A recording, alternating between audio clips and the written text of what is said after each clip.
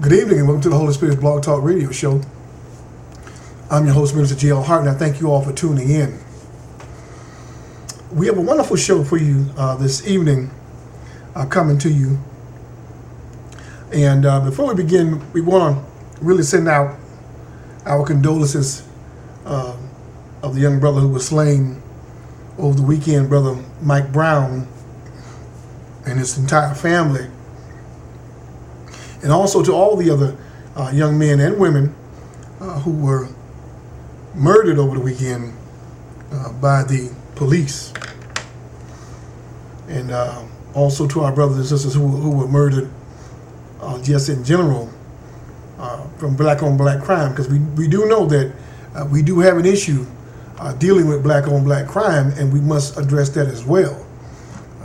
We can't sit around and be totally upset and one-sided about what happened with Brother Michael Brown, and yet here in every major city you got the multitudes of deaths daily happening to our brothers and sisters by the hands of their own people. What a mighty shame that is. So tonight's show, we're going to be talking about the Effiminazation of black boys, emasculization plus Effiminazation, and how it has been set up from day one to effeminize the black man in order to appease the white man. And this is going to be a very interesting show tonight, because I'm going to also play some inserts from Brother Dr. Umar Johnson, as well as Dr. Brother Phil Valentine, and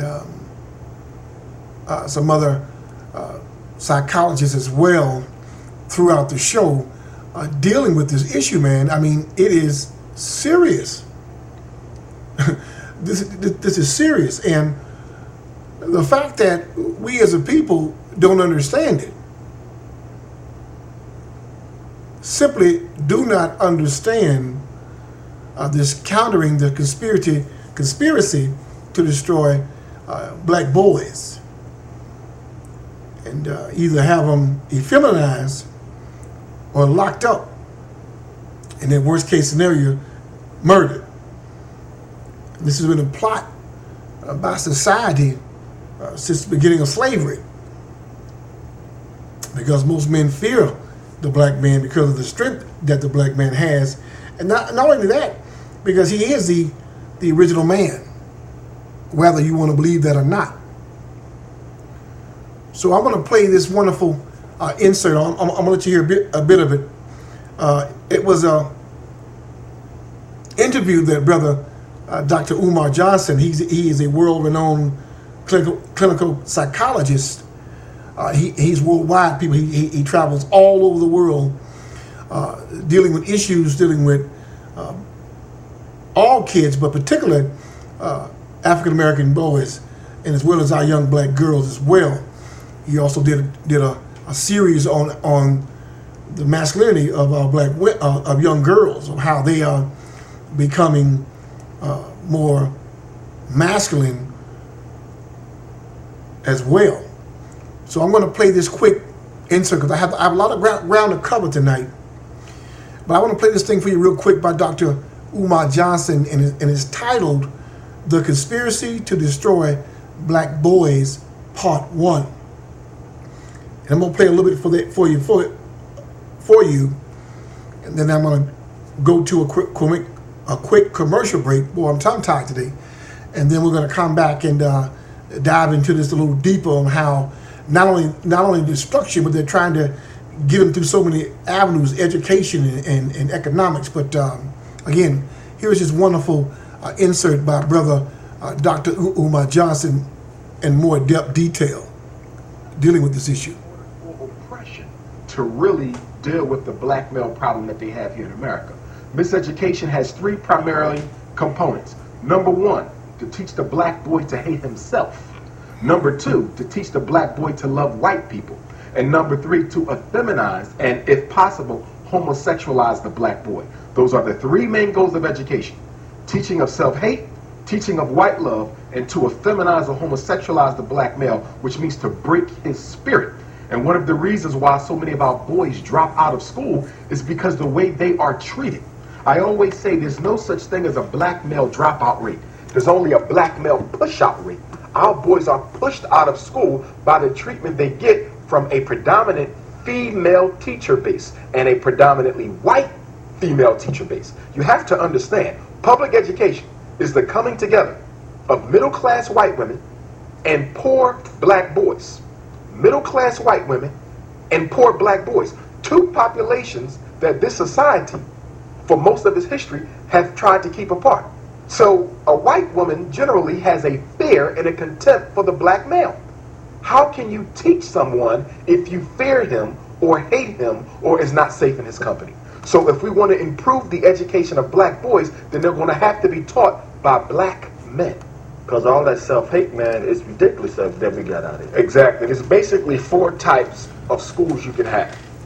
You can have a religious institution, a public school, a charter school, or a private school. Now, religious schools are the most free of all of those 4 types I just named. Okay, if you have a religious school, then the oversight by the State Department of Education is minimal because it's religious. They have the most power in terms of educating their own. Public schools and charter schools, which are a form of public schools, constant oversight. Okay? Private schools, which is like what your brother Marcus Klein is doing here in Chicago, that's the best route to go, because a private school, for many intents and purposes, is almost like an independent country. You get to set your own laws. Now, there's certain federal and state mandates you have to follow, but you have a lot more control over the day-to-day operation of your school. And I think as a community, we have to look at private schools to properly educate our black boys. There's no way we can leave them in public schools and charter schools and expect them to be the type of men we need them to be. The primary goal of public education is to socialize. The primary goal of education is to socialize. I always say that your son probably can't read, but he knows the Pledge of Allegiance. Can't write his name, but he knows the Star-Spangled Banner. Okay, can't do math, but he knows who George Washington, Thomas Jefferson, and Abraham Lincoln was, although all 3 of them were anti-African presidents. So the purpose of public education is to socialize. And that is one of the biggest reasons why we have this great homosexual threat, because now, as a population control measure, they are socializing black children to be lesbian and homosexual as a strategy to reduce the birth rate in the black community. Homosexuality is not being pushed as a cultural revolution. Homosexuality is being pushed as black population control to convince an entire generation of black children to have sex with people of like gender. Why? Because if I can convince black boys to cohabitate with black boys, and if I can convince black girls to cohabitate with black girls, then what do I do to the black population rate, the birth rate? I cut it in half. Same thing with prison. The mass incarceration of black men, which is a function of miseducation, is being done to control the black population rate. When a black male is incarcerated, and when he is incarcerated during his prime years, from about 18 until 38, then what you are also doing is not only incarcerating him, but you are incarcerating the 2 babies that he would have had he not been incarcerated. Everything that's done must be viewed as a population control strategy. Everything that's done is population control. Even when you look at the welfare laws that were put into effect in the black community, many of them forced, the woman to separate from the man in order to get certain types of assistance. Everything is about controlling our numbers. So whether it's AIDS, whether it's Ebola, whether it's special ed, whether it's Ritalin, whether it's jail, whether it's homosexuality, everything is about exterminating the black gene. Eugenics means the extermination of the black gene. Not the poor black gene or the rich black gene. Not the light-skinned black gene or the dark-skinned black gene. Not the educated black gene or the uneducated black gene. It is about the extermination of all of us. Which is why bourgeois, elitist, middle-class Negroes have the wrong idea. Because many of them believe that if they accommodate the system will spare them. Yes, the system will spare them until the end because they need them in order to exterminate the masses. But once the masses are exterminated, you can best believe that the elitist clique is next to follow. White supremacy does not put black people in groups. It is for the extermination of all of us. I also believe that the religious institutions have a lot to do with how we've gotten in the condition that we're in, but I also think that they have a lot to do with why we stay in the condition that we're in. For example, when you look at most inner cities, you have churches, masjids, and religious temples on almost every corner. But if you were to do a survey to find out how many of those religious institutions offer a free academic enrichment program to African American children who have delayed skills, almost none of them do. And the ones that do, they only do it because they get grant money from the local, state, or federal government to do that. Unfortunately, our religious institutions are just as selfish as individual black people have become, and they're not really interested in helping our children unless someone's going to give them money for it. It bothers me how we can have children in church on Sunday learning about Jesus, but yet they can't even read Jesus in the Bible. Or children who go to the mosque on Friday learning about Muhammad, but they can't even read his name in the Quran. My point to the religious institutions, and I don't have a problem with religion. I don't see anything wrong with them. In fact, sometimes they can be a benefit. Okay, they can be a benefit, but religion is neutral. Any institution is neutral. It's how it's used. Religion was used to help fight for the end of slavery, but religion today is being used to re-enslave the African mind. So the problem with religion is that its scope is limited. It's no longer what it used to be to the community. 100 years ago, you could go to the church in order to get a job. You could go to the church if you had social issues. You could go to the church if you had run-ins with the law and if your rights were impeded upon. Unfortunately, today, the church is only prepared with helping black people get ready for heaven, but they're totally content with allowing black people to exist in political hell every day. That's a wonderful insert by brother again, Dr. Umar Johnson, a world-renowned psychologist dealing with the conspiracy to destroy black boys. Wonderful. You can catch that on YouTube if you just type in the conspiracy to destroy black boys part 1, and also part 2 will show up as well. But I urge you to really take heed to what he's saying, and not only him, so many people are saying. And a lot of this information, again, because society has got so worldly, people are so unaware. And not only are they unaware, they are totally dumbed down. I don't care what you say. They are dumbed down. That if you enlighten them with the truth, they don't want to hear it in the first place. But again, my job on my journey is through the Holy Spirit to enlighten people, to empower people, and to get people to galvanize and activate the power from within. And this show isn't about gay bashing or any of those things, because let me tell you something. We're all God's children. You know, and the issue that I have is when we decide to team up and say, I'm with this group or organization and that group organization, and nobody is in unison and in unity. Again, even Brother Farrakhan talked about it. Every time there's a crisis in the black community, you can't find the LGBT anyway. You can't find PETA organization. You might find ACLU on a few of them, but you can't find all these other Hispanic organizations anywhere. It's our issue. So now we stuck with Al Sharpton and Jesse Jackson. But yet we're supposed to be the people of God. Forget about religion right now. I'm talking the people of God. Doesn't matter what you call yourself, gay, straight, bi, whatever, you're still a child of God. No matter what you conceive in that little pea brain of yours, you were birthed by one God. There's no black God, green God, gay God, Spanish God. All this stuff people have made up in their mind to make themselves superior than the other. What a fool you are. My role here is to enlighten people on the truth of why things are the way they are. Because I heard Dr. Amos Wilson say wonderful. He said something wonderful. He said, when you're born into the condition of that society. What a powerful statement that is. That when you're born, you're not even free. You have to adjust to whether you in America or Europe or Asia or India or Africa, Somalia, Middle East. You're gonna have to adapt to that law, to that society and the society laws, and that's what you eventually become. And that's what I'm saying about this message tonight. People have become what society said they are, or what they can be. But nobody's saying I'm a king or a queen, or I'm a child of God. I'm made from glory and from greatness. I'm gonna take a quick commercial break, and I'm gonna come back and read this wonderful article I've seen as well.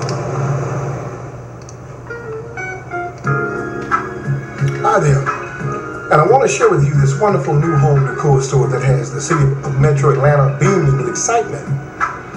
Patina Blue is your one-stop shop where you can find all your amenities for your friends, families, and or business. They have some of the most unique gifts and designs that will have your new home, or if you're just looking to upgrade at Patina Blue, you will find hidden treasures throughout their Alpharetta store. Patina Blue is a unique lifestyle store offering beautiful adornments for you and your home. Their shop is filled with amazing selected collections of gifts, jewelry, bath and body products, furnishings, and home decor. We strive to inspire you and make everyday living simply wonderful, says the owner of this wonderful new store. Whether your style is romantic, rustic, modern, or hip, you will find it all at Patina Blue. Stop by or visit their website at patinablue.com. Let us help you with your decoration needs or selecting the perfect gift. And tell them Minister Jill Harden sent you by.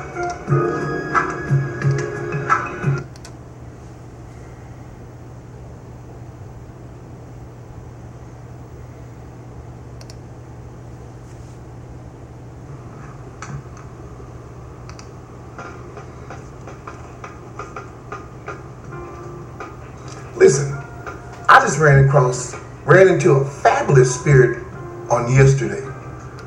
She is an owner, creator, and designer of her own fragrance oils and more.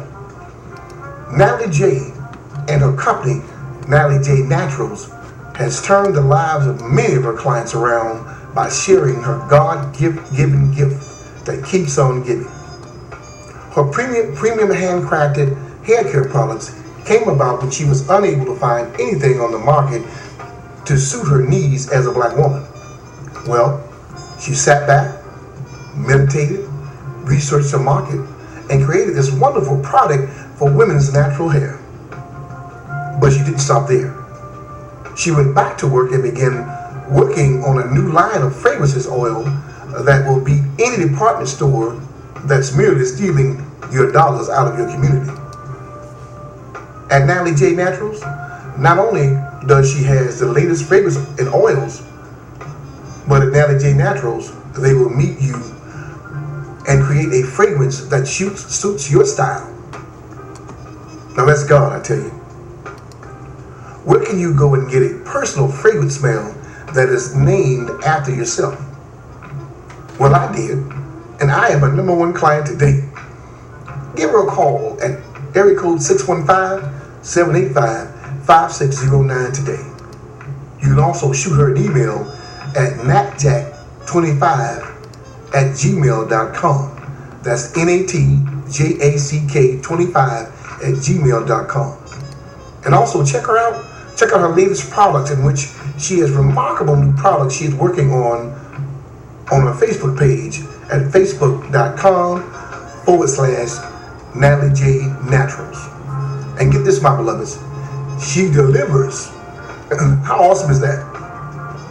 That's Natalie J Naturals, delivering high-quality hair and skincare products designed to meet your unique needs. And tell them Minister Jill Harden sent you by.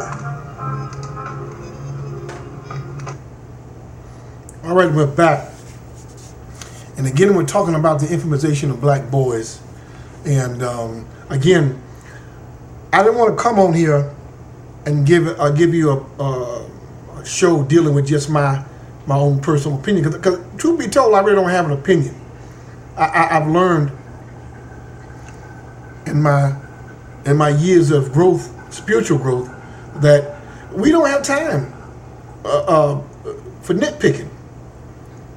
And whether or not whatever side or whatever thought I may have does not change the facts. And tonight I really just wanted to allow us to understand that this is systematic.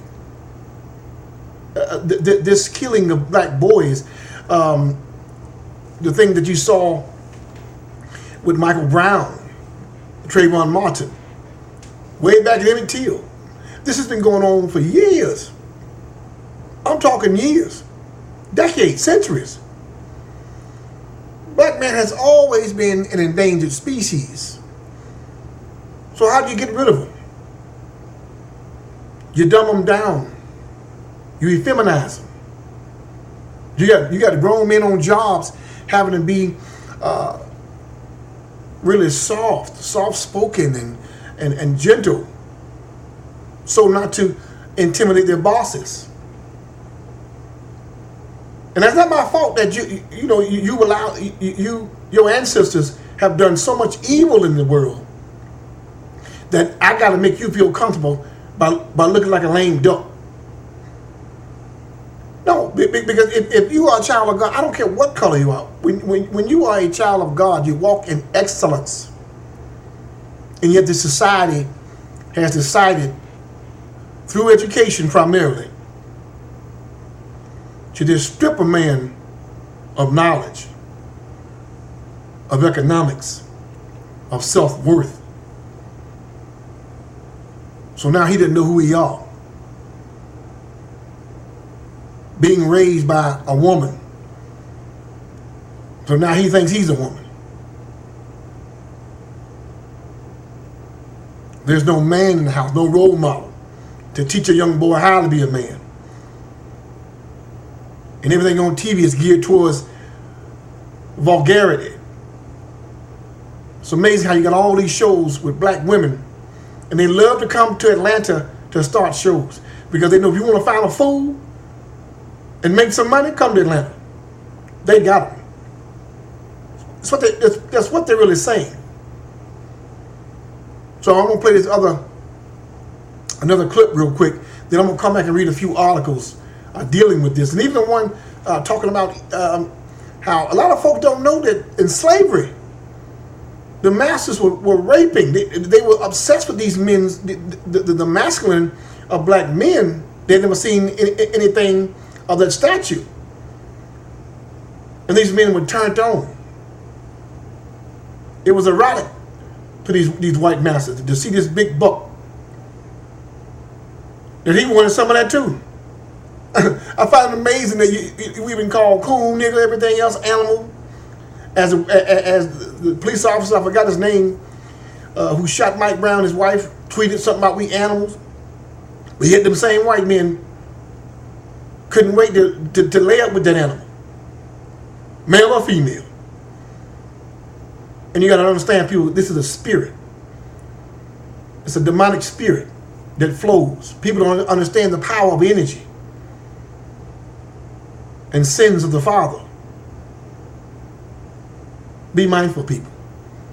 So I'm going to play this article by this sister, Dr. Cress Wessling, along with Phil Valentine, and they're talking about the destruction of black boys in this clip. Because you have to understand, in the tactic of the art of war, when you want to destroy a stronger enemy, you have to get rid of the cultural perspective of authority.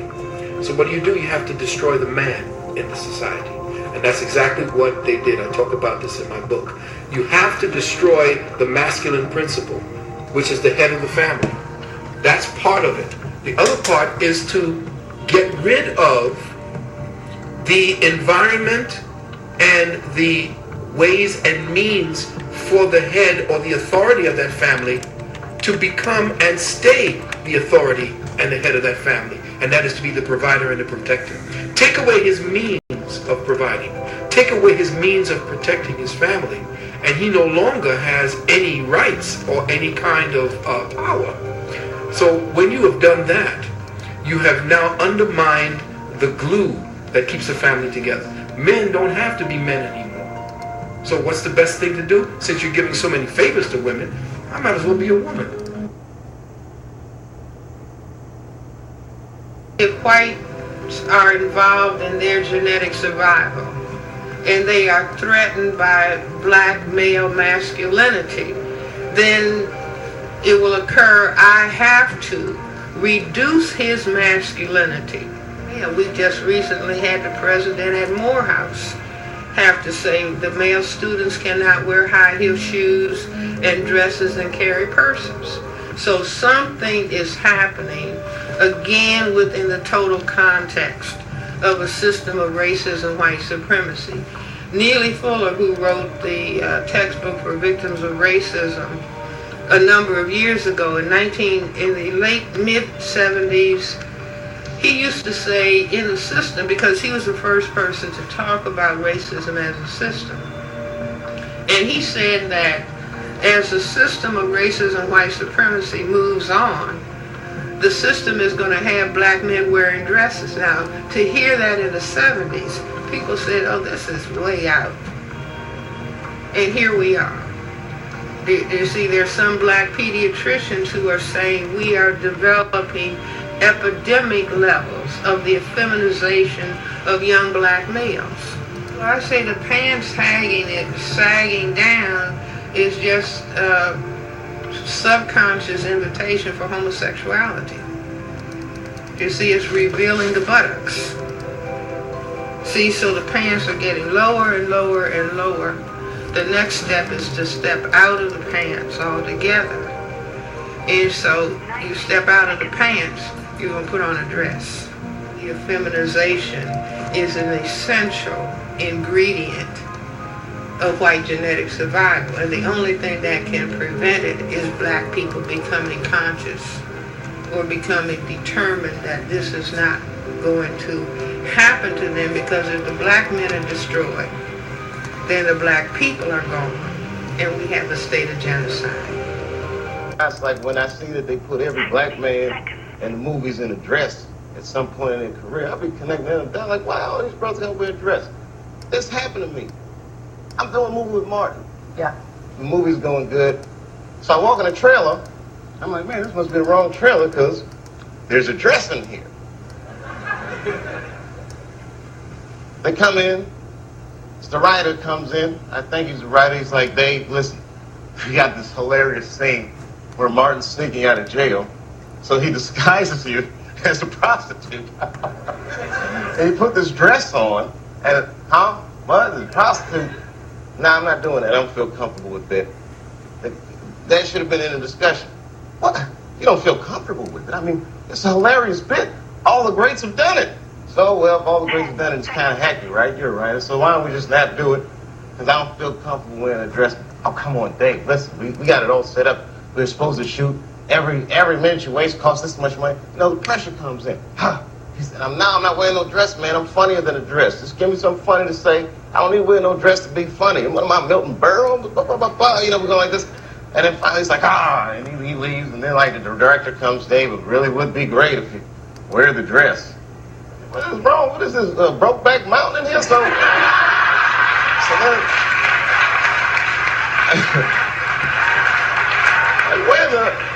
wear the dress. I don't want to wear the dress. I want to wear this dress. You know what I mean? This is, oh gosh, it's so difficult. They leave. Now the producers come on, David, would be so great. I mean, and then I started thinking about it. All the comics that I've seen, man, you know, strong brothers Why are they putting us in these dresses? But the minute it was clear, I was adamant. I'm not wearing a dress. I'm not wearing the dress. All right, fine. Think of something else. Guy comes back 10 minutes later. The whole new scene. Damn, how did you write the scene so fast? You know, it's like, so you gotta take a stand.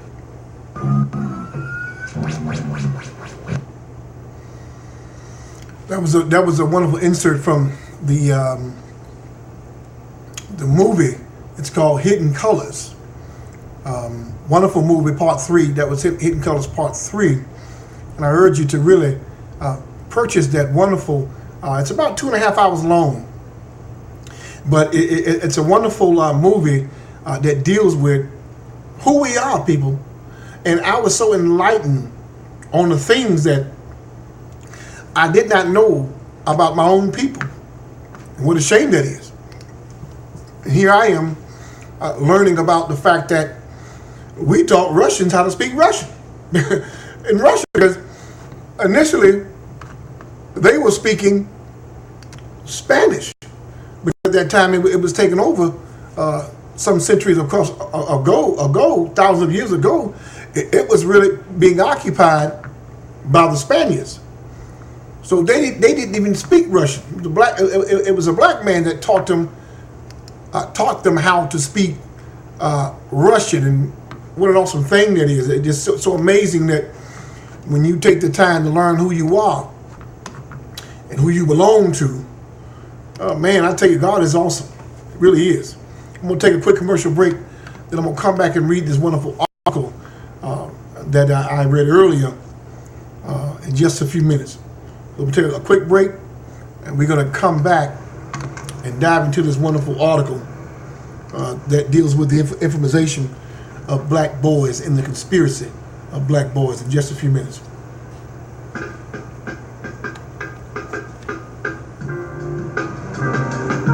Thank you for tuning into our show.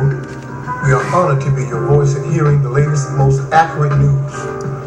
We would love to hear from you, our listeners, and tell us what you think about the show. And if there are any topics or shows you would love to hear, we surely would love to get those shows on for you as soon as possible. And if you or someone you know has a small business, we would love to invite you on the show to promote your new business with our viewers and listeners. And finally, if you want to be a sponsor for the show or have your business advertised on the Holy Spirit Radio Show, just click over to the webpage at www.holyspiritsradio.org. From there, you click on the contact page, and we will email you our sales package for you to choose which advertisement spot may suit your needs. We thank you for tuning in and hope to hear from you real soon. Again, this is Minister G.O. Harden saying thank you, peace, and blessings. Okay, we're back, and I did a quick little commercial break because I really wanted to read this article. And it talked about elementary genocide. Our schools have become roadways to the penitentiary. One of the gravest threats to the security of black children is the ongoing prison industrial complex. And this wonderful brother named Raheem Shabazz put together a group of experts to make the film, and it's called Elementary Genocide, which deeply explores the complexity of this problem and how a prison cell is built for nearly every black child in America from the day they are born. People don't understand that. The prison industrial complex is the reason for the spike in single-parent household, the increase in urban violence, and the vast urban decays we've been seeing in black communities over 40 years. It's a Holocaust, Shabazz says, and we're right in the middle of it. And it's going to take a determined action in order to stop the systematic slaughter of young people. That's by Brother Dr. Boyce Watkins. Elementary genocide consists of candid interviews and voice-over narrations called by an original interview from professors, teachers, best-selling authors, children, parents, celebrities, etc. And a few notable appearances are made from Dr. Umar Johnson, Dr. Boyce Watkins, Supreme Understanding, Dr. Torrance Stevens, Tracy Sfax, Killer Mike, Khadidra Stewart, Edward M. Garnes Jr., O'Corey Johnson and Sister Amina. Again, it's called elementary genocide.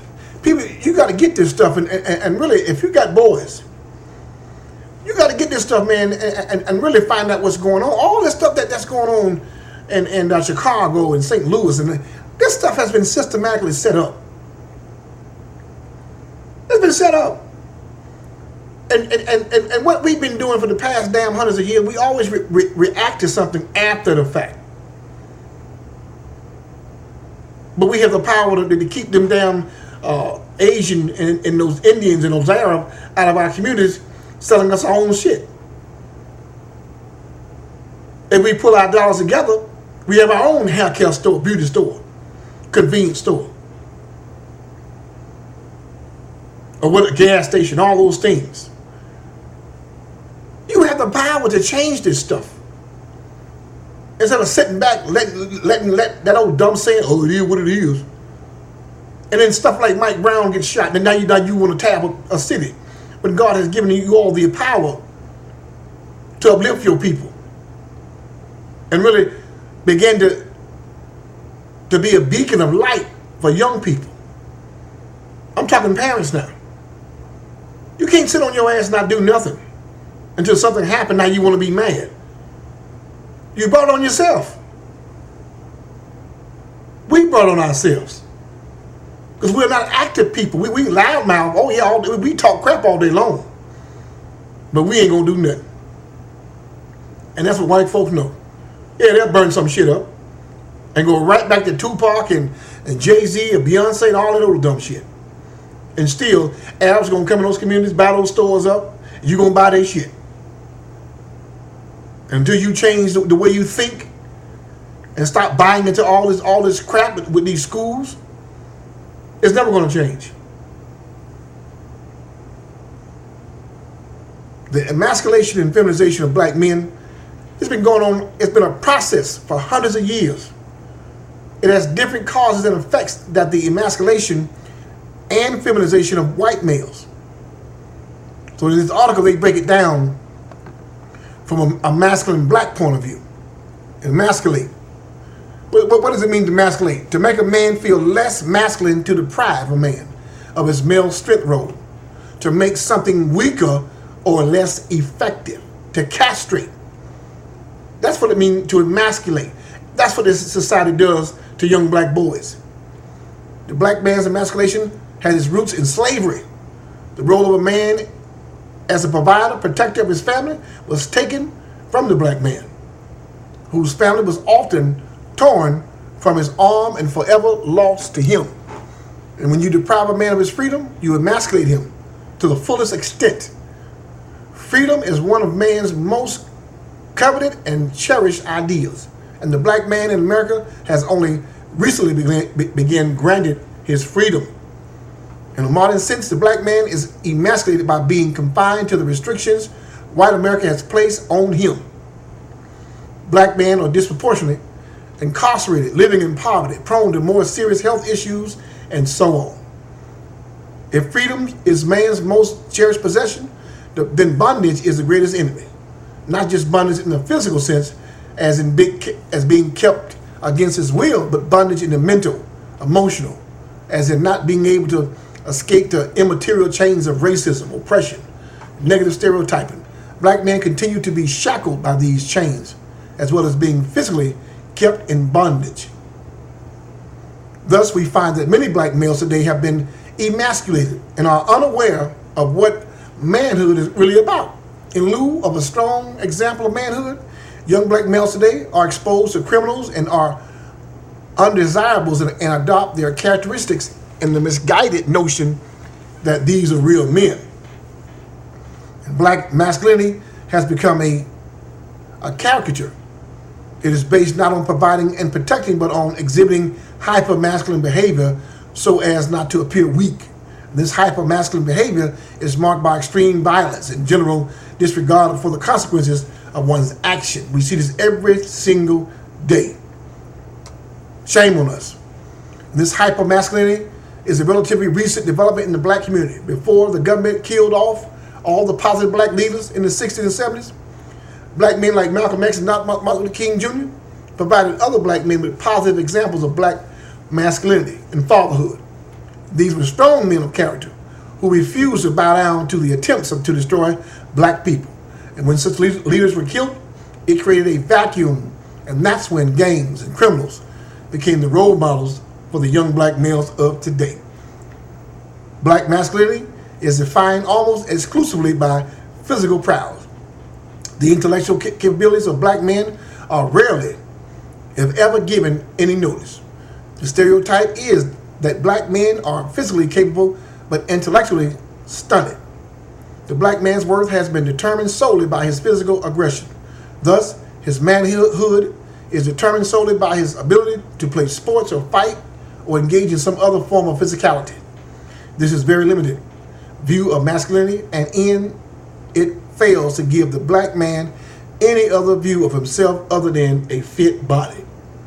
And as you can see, the masculization of black men is a very real and very troubling phenomenon. Feminize. What does it mean? To give a feminine quality to cause, to take a feminine character, to castrate. Either way, you're cutting them off. We have established that the black man in America has been emasculated, but that's not just one piece of the puzzle. In the military, they break you down and build you up as a soldier, Marine, or etc. The same holds true for the creation of a sterile black man. The second phase in the creation of his sterile black man is feminization. Though the masculinization of man's sense of manhood is distorted or destroyed entirely, leaving him open to all kinds of influences, he is a man physically, but emotionally and mentally, he is lost. That's when the powers that be begin to feminize the black man. This lost black man is encouraged to adopt feminine qualities and thereby comes to resemble women emotionally and mentally, even physically in many cases. The feminization of black men is most evident in the propagated by music, movies, TV. Look at TV shows like Real Housewives of Atlanta, America's Next Top Model. We are bombarded with images of flamboyant homosexual black men who not only are gay, but who walk, talk, dress, and act like women. And if they're not feminine gays, they're unstable thugs. When influential rappers like Kanye West, A$AP Rocky, oversized shirts and kilts, when they place an extreme attention on fashion and other feminine things, they manipulate millions of impressionable young black males to follow suit. The same goes for movies. When black actors dress up in drag, it normalizes such behavior, and instead of viewing it as abhorrent, we view it as funny. White America loves to see these feminized black males because they are far less threatening to white society than strong, proud black men. Black men in dresses make white people laugh. Black men in black clothes wearing black berets scares them. The feminized black man is better received by mainstream America. Some make the point that this is not some plot, that there have always existed feminine black men and that they are now coming out because it is more acceptable in society. The thing is, these feminine black men were never favored over masculine black men. It is true that feminine black men exist. It is also true that today they are favored over masculine men because they are less threatening. A gay, effeminate, or otherwise non-threatening black man is favored over a strong black man every single day. I just want to bring you this thing real quick about this. It's a wonderful article, but it goes deeper than that with the kilted skirts, all the new fashions now. We got to be mindful, people. We got to be mindful. Thank you guys for tuning in. Hope you were inspired by this show. And as we say in parting, to love yourselves and to know yourselves. And to know yourselves comes by spending time with God. Thank you. Peace. And God bless.